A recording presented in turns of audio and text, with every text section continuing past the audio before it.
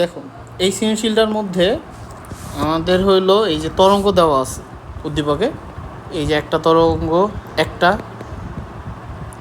দুইটা, আরেকটার অর্ধেক। তাহলে এইখান থেকে এই পর্যন্ত দূরত্বটা কয়টা তরঙ্গ হইলো? আড়াইটা ধরলাম, দুইটা তো ফুল হয়ে গেছে, এখানে একটা ফুল, এখানে একটা ফুল শেষ, আর এটা হলো বাকি অর্ধেক। টোটাল তিনটা দেওয়া ছিল আসলে, কিন্তু দূরত্ব দেওয়া আছে এই আড়াইটার। তো আড়াইটা তরঙ্গ বলতে এক একটা তরঙ্গ কতটুকু দূরত্ব অতিক্রম করে? ল্যামডা দূরত্ব অতিক্রম করে। আড়াইটা তরঙ্গ বলতে 2.5 ল্যামডা। 2.5 ল্যামডা এক একটা তরঙ্গ। এই যে এইখান থেকে এতটুকু দূরত্বটাকে আমরা বলবো হইলো ল্যামডা দূরত্ব, ঠিক আছে? এই যে এইখান থেকে এতটুকু দূরত্বকে বলবো আমরা ল্যামডা দূরত্ব। যদি এরকম দেখাই, এতটুকু দূরত্ব ল্যামডা দূরত্ব, এতটুকু দূরত্ব ল্যামডা দূরত্ব, এটা আরও ল্যামডার অর্ধেক দূরত্ব। তাহলে টোটাল কয়টা? আড়াইটা ল্যামডা হইতেছে আমাদের জন্য। আড়াইটা ল্যামডা সমান সমান মান আসবে কত? 50 সেন্টিমিটার। 50 সেন্টিমিটার। তাহলে এক একটা ল্যামডা কত আসবে? 50। 50কে আড়াই দিয়ে ভাগ করলে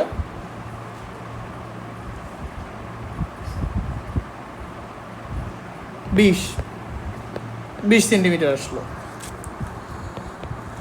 তো 20 সেন্টিমিটার, এটাকে অবশ্যই মিটার নিয়ে করতে হবে। 0.2 মিটার আমরা তরঙ্গ দৈর্ঘ্যের মানটা বের করে রাখলাম। এই যে উদ্দীপকের চিত্রের মধ্যে তরঙ্গ দৈর্ঘ্যের মান আমরা পেয়ে গেছি 0.2 মিটার। আমাদের জিজ্ঞেস করছে তরঙ্গ দৈর্ঘ্যে সমান কম্পাঙ্ক বিশিষ্ট তরঙ্গ পানি এবং লোহায় সমান তরঙ্গ দৈর্ঘ্য বিশিষ্ট হবে কি? এই তরঙ্গের উদ্দীপকে যে তরঙ্গটা দেওয়া আছে, তরঙ্গ দৈর্ঘ্য বের করে রাখলাম। তরঙ্গ দৈর্ঘ্য বের করার পর এখন কম্পাঙ্ক বের করব। এই যে এটা 25 ডিগ্রি সেলসিয়াস তাপমাত্রায় শব্দের বেগ, এই যে তরঙ্গের বেগ 350 মিটার পার সেকেন্ড। এই যে এই তরঙ্গটার বেগ দেওয়া আছে, আমরা কি জানি?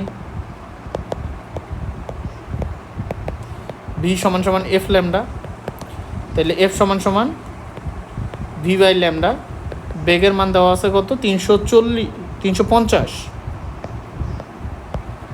এই যে এইটা 350 মিটার পার সেকেন্ড বেগের মান। 350 তরঙ্গ দৈর্ঘ্যের মান পাইছি 0.2। 350কে 0.2 দ্বারা ভাগ করলে কত আসে?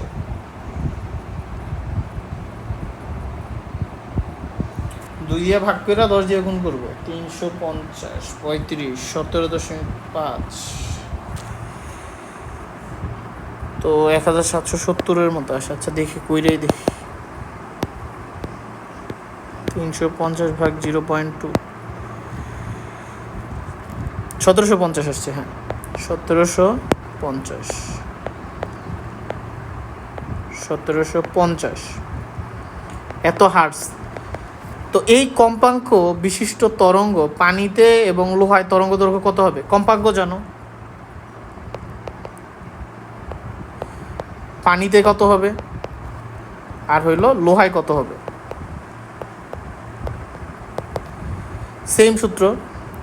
পানির জন্য কম্পাঙ্কের মান কিন্তু সেম, মাধ্যম চেঞ্জ হইলো, কম্পাঙ্কের মানটা চেঞ্জ হয় না। আর এখানে তো বইলেই দিছে কম্পাঙ্কের মানটা সেম। এই যে এই কম্পাঙ্কের মান এইটাই বসাবো, এইখানেও বসাবো, প্লাস এইটা এই যে লোহার মধ্যে যেটা দেখতেছি এই লোহার মধ্যেও বসাবো, ঠিক আছে? এই কম্পাঙ্কের মানটা দুই জায়গায় বসাবো, কিন্তু পানিতে বেগের মান দেওয়া আছে, পানিতে আর লোহায় বেগের মান দেওয়া আছে। পানিতে বেগ ভি ওয়াটার, পানির মধ্যে বেগের মান দেওয়া আছে হলো 1474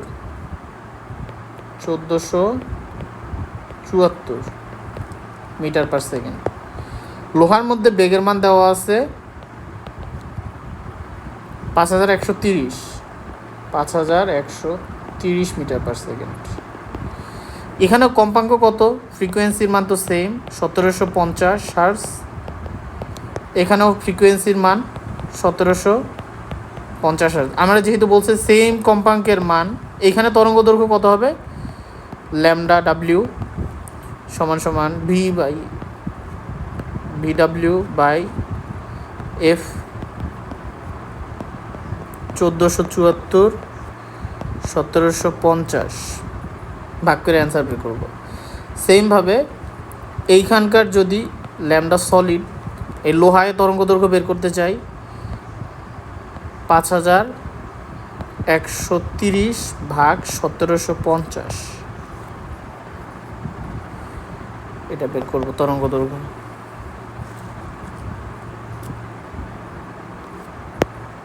সূত্র লিখে নিতে হবে।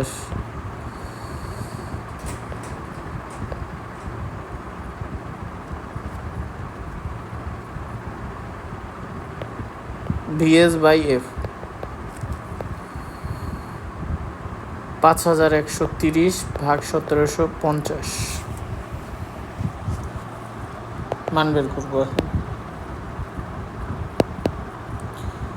5130 ভাগ 1750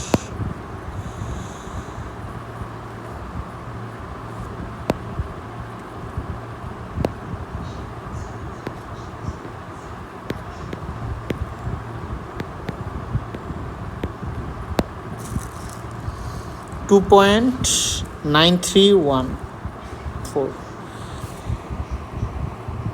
2.9314 এত মিটার তরঙ্গ দৈর্ঘ্যের মান বের হয়েছে। এটার জন্য 1474 ভাগ 1750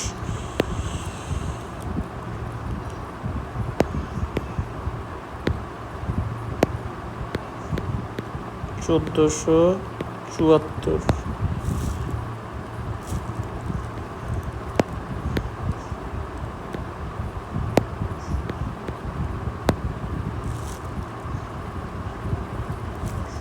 0.842285 0.842285 এত মিটার।